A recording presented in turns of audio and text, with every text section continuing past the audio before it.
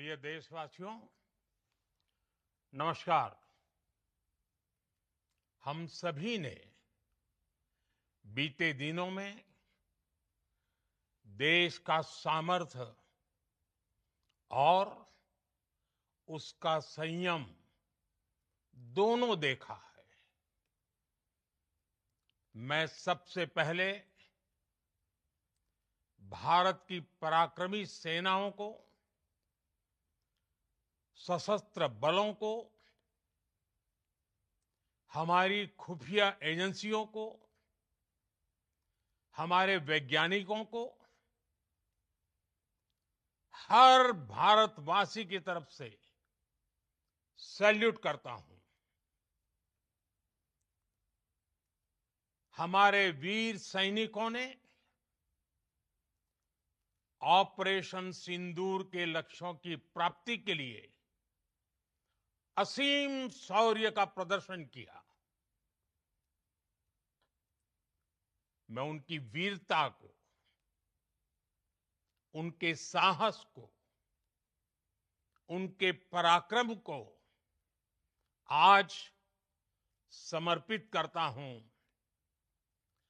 हमारे देश की हर माता को, देश की हर बहन को और देश की हर बेटी को ये पराक्रम समर्पित करता हूं।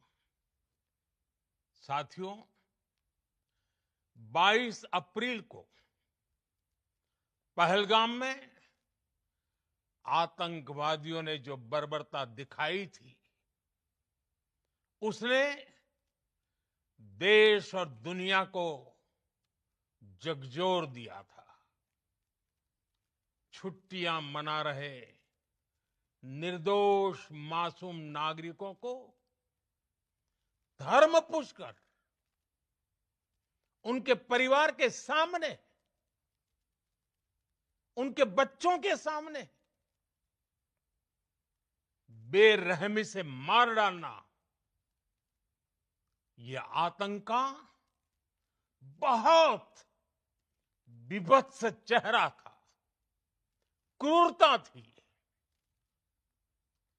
ये देश के सद्भाव को तोड़ने की घिनौनी कोशिश भी थी। मेरे लिए व्यक्तिगत रूप से ये पीड़ा बहुत बड़ी थी।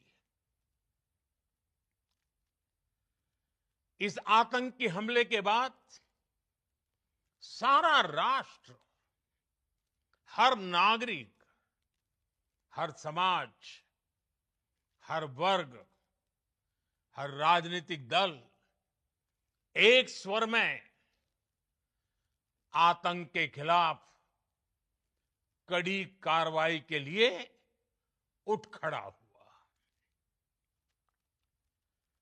हमने आतंकवादियों को मिट्टी में मिलाने के लिए भारत की सेनाओं को पूरी छूट दे दी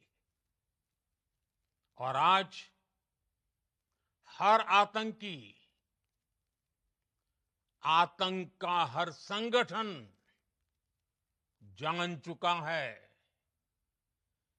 कि हमारी बहनों बेटियों के माथे से सिंदूर हटाने का अंजाम क्या होता है।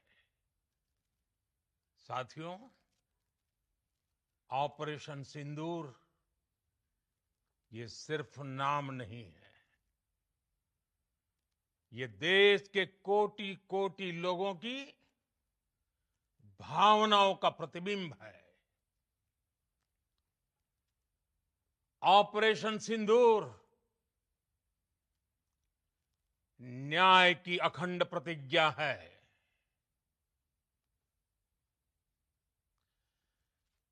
6 मई की देर रात, 7 मई की सुबह पूरी दुनिया ने इस प्रतिज्ञा को परिणाम में बदलते देखा है। भारत की सेनाओं ने पाकिस्तान में आतंक के ठिकानों पर, उनके ट्रेनिंग सेंटर्स पर सटीक प्रहार किया। आतंकियों ने सपने में भी नहीं सोचा था कि भारत इतना बड़ा फैसला ले सकता है। लेकिन जब देश एकजुट होता है, नेशन फर्स्ट की भावना से भरा होता है, राष्ट्र सर्वोपरि होता है, तो फौलादी फैसले लिए जाते हैं, परिणाम लाकर दिखाए जाते हैं। जब पाकिस्तान में आतंक के अड्डों पर भारत की मिसाइलों ने हमला बोला, भारत के ड्रोन्स ने हमला बोला, तो आतंकी संगठनों की इमारतें नहीं, बल्कि उनका हौसला भी थर्रा गया। बहावलपुर और मुरिद के जैसे आतंकी ठिकाने एक प्रकार से ग्लोबल टेररिज्म की यूनिवर्सिटीज रही है। दुनिया में कहीं पर भी जो बड़े आतंकी हमले हुए हैं, चाहे 9/11 हो, चाहे लंदन ट्यूब बॉम्बिंग हो, या भारत में दशकों से जो बड़े बड़े आतंकी हमले हुए हैं, उन सब के तार कहीं ना कहीं आतंक के इन्हीं ठिकानों से जुड़ते रहे हैं। आतंकियों ने हमारी बहनों का सिंदूर उजाड़ा था, इसलिए भारत ने आतंक के ये हेडक्वार्टर्स उजाड़ दिए। भारत के इन हमलों में 100 से अधिक खूंखार आतंकवादियों को मौत के घाट उतारा गया है। आतंक के बहुत सारे आका बीते 2.5-3 दशकों से खुलेआम पाकिस्तान में घूम रहे थे, जो भारत के खिलाफ साजिशें करते थे। उन्हें भारत ने एक झटके में खत्म कर दिया। साथियों, भारत की इस कार्रवाई से पाकिस्तान घोर निराशा में गिर गया था, हताशा में गिर गया था, बौखला गया था। और इसी बौखलाहट में उसने एक और दुस्साहस किया। आतंक पर भारत की कार्रवाई का साथ देने के बजाय पाकिस्तान ने भारत पर ही हमला करना शुरू कर दिया। पाकिस्तान ने हमारे स्कूलों, कॉलेजों को, गुरुद्वारों को, मंदिरों को, सामान्य नागरिकों के घरों को निशाना बनाया। पाकिस्तान ने हमारे सैन्य ठिकानों को निशाना बनाया। लेकिन इसमें भी पाकिस्तान खुद बेनकाब हो गया। दुनिया ने देखा कि कैसे पाकिस्तान के ड्रोन्स, पाकिस्तान की मिसाइलें भारत के सामने तिनके की तरह बिखर गई। भारत के सशक्त एयर डिफेंस सिस्टम ने उन्हें आसमान में ही नष्ट कर दिया। पाकिस्तान की तैयारी सीमा पर वार की थी, लेकिन भारत ने पाकिस्तान के सीने पर वार कर दिया। भारत के ड्रोन्स, भारत की मिसाइलों ने सटीकता के साथ हमला किया। पाकिस्तानी वायुसेना के उन एयरबेस को नुकसान पहुंचाया, जिस पर पाकिस्तान को बहुत घमंड था। भारत ने पहले 3 दिनों में ही पाकिस्तान को इतना तबाह कर दिया, जिसका उसे अंदाजा भी नहीं था। इसलिए भारत की आक्रामक कार्रवाई के बाद पाकिस्तान बचने के रास्ते खोजने लगा। पाकिस्तान दुनिया भर में तनाव कम करने के लिए गुहार लगा रहा था, और बुरी तरह पीटने के बाद इसी मजबूरी में 10 मई की दोपहर को पाकिस्तानी सेना ने हमारे डीजीएमओ को संपर्क किया। तब तक हम आतंकवाद के इंफ्रास्ट्रक्चर को बड़े पैमाने पर तबाह कर चुके थे। आतंकियों को मौत के घाट उतार दिया गया था। पाकिस्तान के सीने में बसाए गए आतंक के अड्डों को हमने खंडहर बना दिया था। इसलिए जब पाकिस्तान की तरफ से गुहार लगाई गई, पाकिस्तान की तरफ से जब ये कहा गया कि उसकी ओर से आगे कोई आतंकी गतिविधि और सैन्य दुस्साहस नहीं दिखाया जाएगा, तो भारत ने भी उस पर विचार किया। और मैं फिर दोहरा रहा हूं, हमने पाकिस्तान के आतंकी और सैन्य ठिकानों पर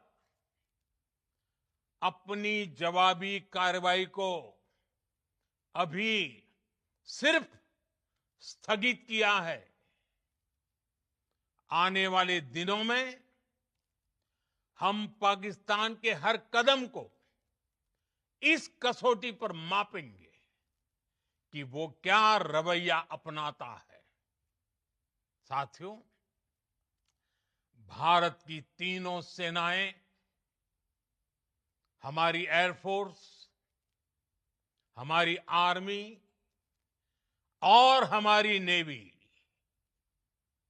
हमारी border security force BSF, Bharat के अर्धसैनिक बल लगातार अलर्ट पर है। सर्जिकल स्ट्राइक और एयर स्ट्राइक के बाद अब ऑपरेशन सिंदूर आतंक के खिलाफ भारत की नीति है। ऑपरेशन सिंदूर ने आतंक के खिलाफ लड़ाई में एक नई लकीर खींच दी है।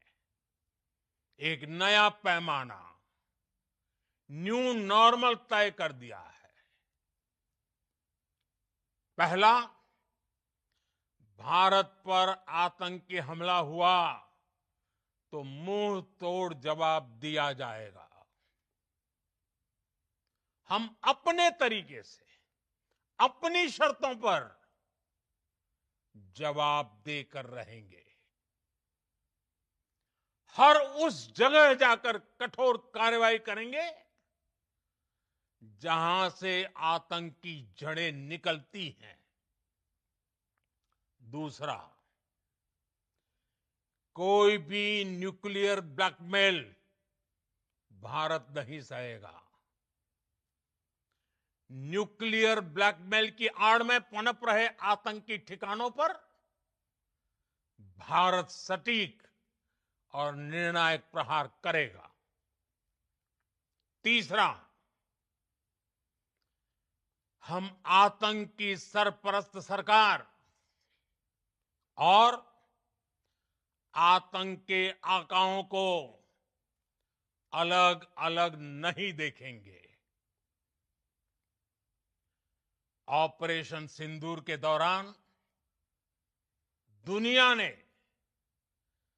पाकिस्तान का वो घिनौना सच फिर देखा है, जब मारे गए आतंकियों को विदाई देने पाकिस्तानी सेना के बड़े बड़े अफसर उमड़ पड़े। स्टेट स्पॉन्सर्ड टेररिज्म का ये बहुत बड़ा सबूत है। हम भारत और अपने नागरिकों को किसी भी खतरे से बचाने के लिए लगातार निर्णायक कदम उठाते रहेंगे। साथियों, युद्ध के मैदान पर हमने हर बार पाकिस्तान को धूल चटाई है और इस बार ऑपरेशन सिंदूर ने नया आयाम जोड़ा है। हमने रेगिस्तानों और पहाड़ों में अपनी क्षमता का शानदार प्रदर्शन किया और साथ ही न्यू एज वॉरफेयर में भी अपनी श्रेष्ठता सिद्ध की। इस ऑपरेशन के दौरान हमारे मेड इन इंडिया हथियारों की प्रामाणिकता सिद्ध हुई। आज दुनिया देख रही है 21वीं सदी के वॉरफेयर में made in India defence equipments, इसका समय आ चुका है। साथियों, हर प्रकार के आतंकवाद के खिलाफ हम सभी का एकजुट रहना, हमारी एकता हमारी सबसे बड़ी शक्ति है। निश्चित तौर पर ये युग युद्ध का नहीं है, लेकिन ये युग आतंकवाद का भी नहीं है। टेररिज्म के खिलाफ जीरो टॉलरेंस, ये एक बेहतर दुनिया की गारंटी है। साथियों, पाकिस्तानी फौज, पाकिस्तान की सरकार जिस तरह आतंकवाद को खाद पानी दे रहे हैं, वो एक दिन पाकिस्तान को ही समाप्त कर देगा। पाकिस्तान को अगर बचना है तो उसे अपने टेरर इंफ्रास्ट्रक्चर का सफाया करना ही होगा। इसके अलावा शांति का कोई रास्ता नहीं है। भारत का मत एकदम स्पष्ट है। टेरर और टॉक एक साथ नहीं हो सकते। टेरर और ट्रेड एक साथ नहीं चल सकते और पानी और खून भी एक साथ नहीं बह सकता। मैं आज विश्व समुदाय को भी कहूंगा, हमारी घोषित नीति रही है अगर पाकिस्तान से बात होगी तो टेररिज्म पर ही होगी। अगर पाकिस्तान से बात होगी तो पाक ऑक्युपाइड कश्मीर पीओके उस पर ही होगी। प्रिय देशवासियों, आज बुद्ध पूर्णिमा है। भगवान बुद्ध ने हमें शांति का रास्ता दिखाया है। शांति का मार्ग भी शक्ति से होकर जाता है। मानवता शांति और समृद्धि की तरफ बढ़े, हर भारतीय शांति से जी सके, विकसित भारत के सपने को पूरा कर सके, इसके लिए भारत का शक्तिशाली होना बहुत जरूरी है। और आवश्यकता पड़ने पर इस शक्ति का इस्तेमाल भी जरूरी है। और पिछले कुछ दिनों में भारत ने यही किया है। मैं एक बार फिर भारत की सेना और सशस्त्र बलों को सैल्यूट करता हूं। हम भारतवासी के हौसले, हर भारतवासी का एकजुटता का शपथ, संकल्प, मैं उसे नमन करता हूं। बहुत बहुत धन्यवाद। भारत माता की जय। भारत माता की जय। भारत माता की जय।